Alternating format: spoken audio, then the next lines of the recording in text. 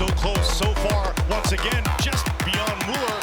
And a quick clear. This one goes to the spot. Welcome to Instant Replay for MLS Match Day 30. I'm your host, Andrew Wiebe, and as always, we're taking a closer look at the most controversial refereeing decisions in Major League Soccer. And boy, do I have a heaping helping for you right off the top. Yes, 3 plays that had the internet aflame this weekend and had St. Louis City fans making all sorts of accusations in my mentions. Let's start in the 32nd minute. João Klaus is coming into the box, he's touching the ball around Matias Laborda, and he's going down. And folks, this is a penalty for me. Laborda isn't simply holding his ground here, he plays Klaus. If the Caps defender was stationary, then no foul for me and play on. But that is not what I see.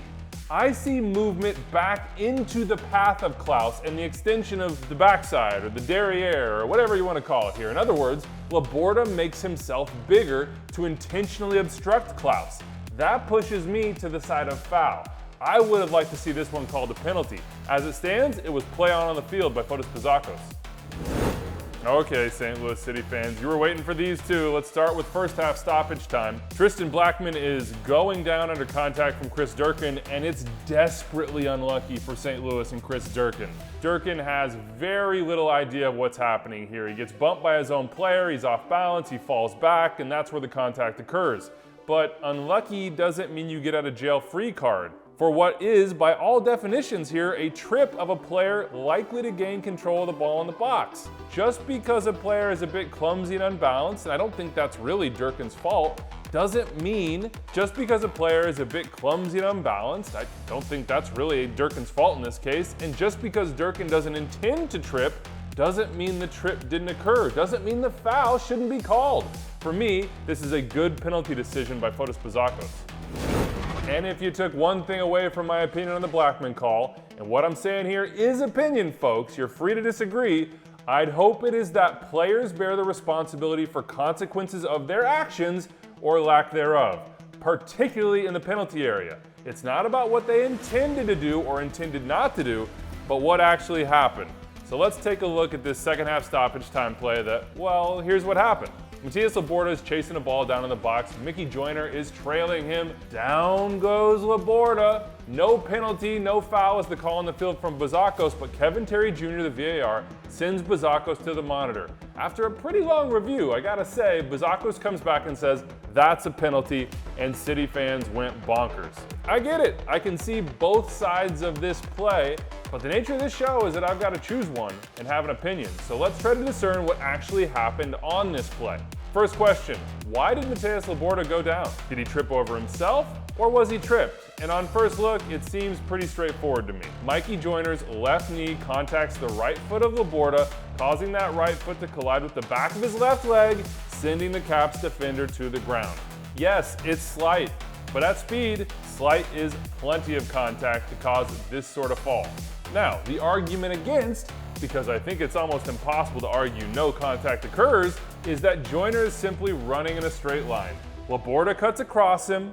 The argument against penalty, because I think it's almost impossible to argue no contact actually occurs, is that Joyner is simply running in a straight line and Laborda cuts across him.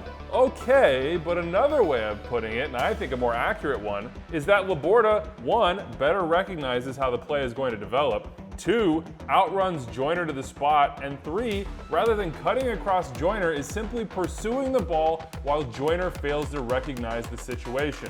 To wit, in my opinion, Joyner's eyes appear trained on the ball, not recognizing the run coming across his path.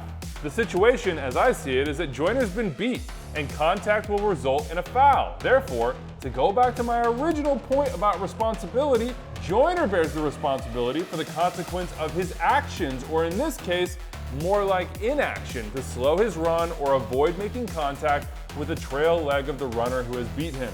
For me, it is very, very unlucky, but also naive by Joyner, but it's a trip, and therefore a foul and a penalty. On a final note, regarding VAR Kevin Terry Jr.'s decision to send for review, I can understand people who will say, hold on here, the contact isn't clear and obvious. Where is the angle that shows it definitively? To which I would say, I think the degree of contact isn't clear and obvious. The fact that there is contact, however slight, to my eye, is clear and obvious, and therefore I have no problem with the review being initiated. Wee, wee, wee, wee. Call the fire department because my mentions are gonna be on fire. Sue me, it's my honest opinion, folks. All right, to Nashville, Orlando we go, 81st minute. Luis Muriel, what are you doing? Ross Smith and Tony Husband correctly identify the issue here. It's the second, what they call swipe, and what I would call a strike. It appears to me that Muriel glances the face/side of the head of Kasim with the blow, and that's an easy violent conduct red card for non-negligible contact to the head or neck off the ball. But I would even go further than that and say that even if there was no contact to the face, it's still striking an opponent off the ball with excessive force and therefore violent conduct. Muriel, well, he just lost his head, and now Orlando City lose him in their next MLS match.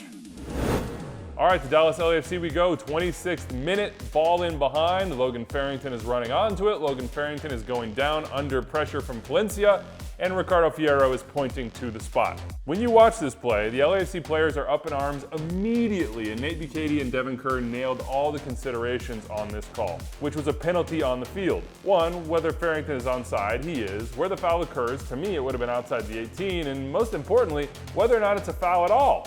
No, it's not. Palencia gets the ball first, which Jeff Gamble, the VAR, sees and recommends review for Ricardo Fierro. Fierro takes the PK off, and well done to the entire crew on this one. It's a bang-bang play. This is what VAR is there for.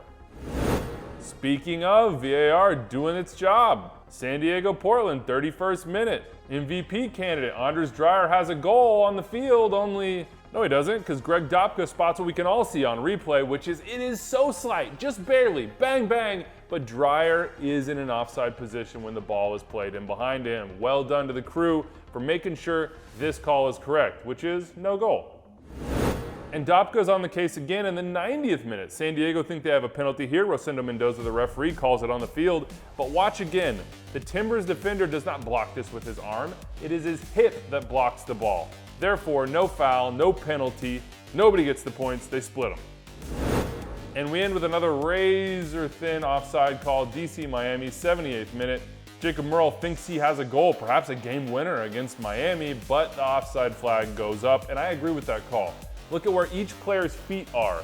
To me, at the time of the pass, Muriel's are clearly ahead, and given the body shapes, Muriel leaning forward and the Miami defender shading back up the field as he holds his run, I've got this as a really good live offside call by the AR. All right, that's it for MLS Matchday 30. Remember, if you see something, say something. My DMs are open. I'm always checking the mentions on the weekends. Please, game, time, and your take would be nice as well.